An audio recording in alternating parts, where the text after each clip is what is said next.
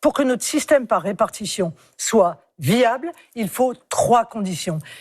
Une condition d'activité, une condition de compétitivité, une condition de natalité.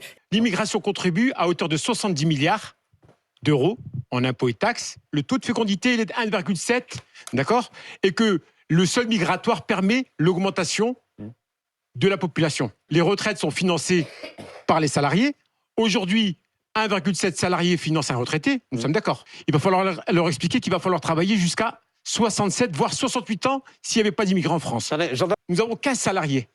On fait des appels d'offres en veux-tu, en voilà. Sur les 15 salariés, on a 4 de nationalité française. Nous avons des Algériens, des Marocains, Ukrainiens, Congolais et Éthiopiens. On a 4 Français. Ils ne veulent pas travailler dans des métiers compliqués. Sans immigration, notre système de retraite s'effondrerait.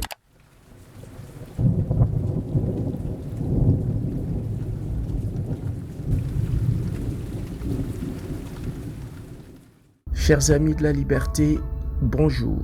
L'immigration finance-t-elle réellement nos retraites ? Sans immigration, notre système de retraite s'effondrerait. C'est une affirmation que l'on entend régulièrement dans le débat public face au vieillissement de la population et aux difficultés financières que notre système social rencontre. Certains économistes estiment que la France a besoin de nouveaux travailleurs venus de l'étranger pour maintenir l'équilibre de nos retraites. À l'inverse, d'autres affirment que l'immigration coûte davantage qu'elle ne rapporte et qu'elle ne constitue en rien une solution durable. Alors, qui a raison ? L'immigration finance-t-elle réellement nos retraites ou cette idée est-elle largement surestimée ? Pour répondre à cette question, il faut d'abord comprendre pourquoi notre système de retraite est aujourd'hui sous pression. Le système français repose sur ce que l'on appelle la retraite par répartition. Le principe est simple. Les actifs d'aujourd'hui financent les pensions des retraités d'aujourd'hui. L'argent que vous cotisez chaque mois n'est pas placé sur un compte à votre nom. Il est immédiatement utilisé pour payer les retraités actuels. Ce modèle fonctionne tant qu'il existe suffisamment de travailleurs pour financer les pensions. Mais depuis plusieurs décennies, cet équilibre se dégrade. D'abord parce que nous vivons de plus en plus longtemps. Ensuite parce que nous faisons moins d'enfants. Enfin parce que les générations nombreuses du baby-boom arrivent progressivement à la retraite. Le résultat est simple. Nous avons de plus en plus de retraités à financer et potentiellement moins d'actifs pour payer. C'est ce déséquilibre démographique qui explique l'essentiel des tensions actuelles. Face à cette situation, le gouvernement dispose de plusieurs solutions. Augmenter les cotisations, réduire les pensions, repousser l'âge de la retraite ou trouver davantage de cotisants. Et c'est précisément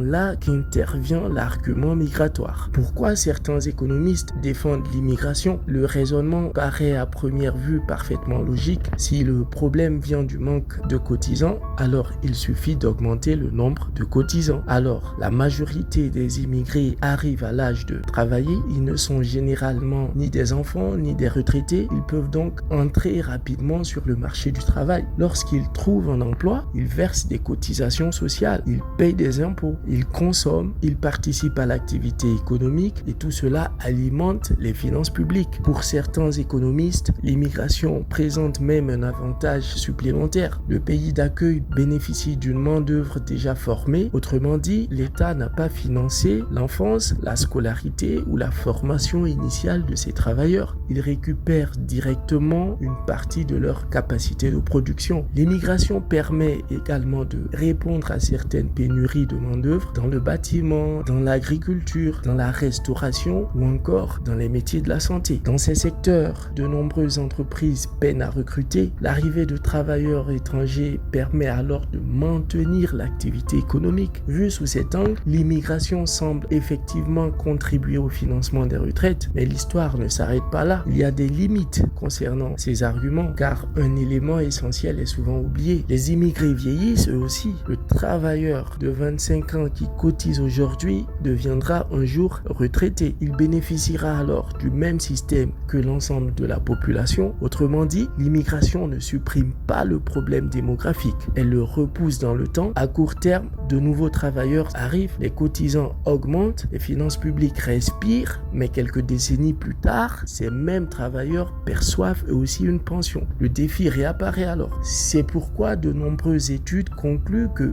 l'immigration peut amortir le vieillissement démographique sans pour autant le résoudre définitivement. Pour maintenir durablement l'équilibre des retraites grâce à un seul levier, il faudrait accueillir continuellement de nouveaux actifs. Année après année, décennie après décennie, une logique qui soulève forcément la question de ses limites. Car tous les immigrés n'entrent pas immédiatement sur le marché du travail. Leur contribution économique dépend largement de leur niveau de qualification, de leur maîtrise de la langue, des procédures administratives et de leur capacité à trouver rapidement un emploi. Autrement dit, l'effet économique réel de l'immigration dépend fortement des profits concernés et des politiques d'intégration mises en place. La réalité est donc plus nuancée que l'on entend souvent et surtout, elle nous emmène à nous intéresser à un autre facteur souvent négligé. Lorsque l'on parle des retraités, le débat se concentre presque toujours sur le nombre de travailleurs. Pourtant, il existe une autre variable fondamentale, la productivité. Après tout, ce qui finance réellement notre système social, ce n'est pas seulement le nombre d'actifs, c'est aussi la richesse qu'ils produisent. Prenons un exemple simple. Un salarié qui produit 2 fois plus de valeur génère davantage de salaire, davantage de cotisations, davantage d'impôts, même si le nombre total de travailleurs reste identique.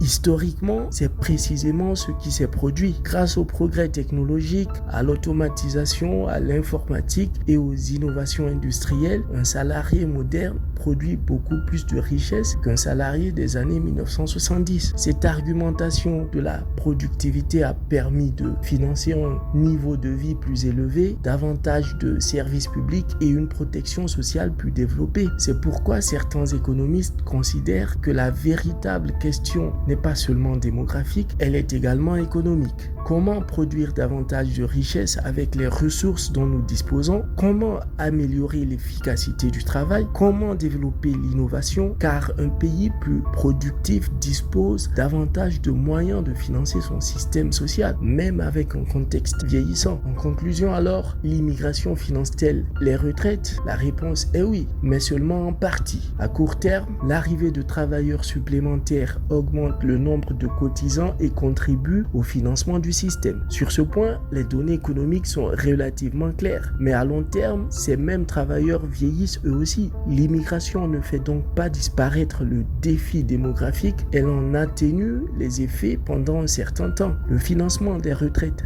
dépend en réalité d'un ensemble de facteurs. La natalité, le taux d'emploi, l'âge de départ à la retraite, la productivité, la croissance économique et bien sûr les choix politiques. L'immigration peut donc être une partie de la réponse, mais elle ne constitue probablement pas à elle seule la solution miracle que certains imaginent. La réalité est plus complexe. Et comme souvent en économie, les slogans simplifient les problèmes qui méritent d'être examinés dans toutes leurs nuances. Alors, dites-moi en commentaire, pensez-vous que l'immigration soit une solution durable pour financer nos retraites ou le véritable enjeu se situe ailleurs? Merci et on se retrouve très vite pour une prochaine vidéo. Ciao.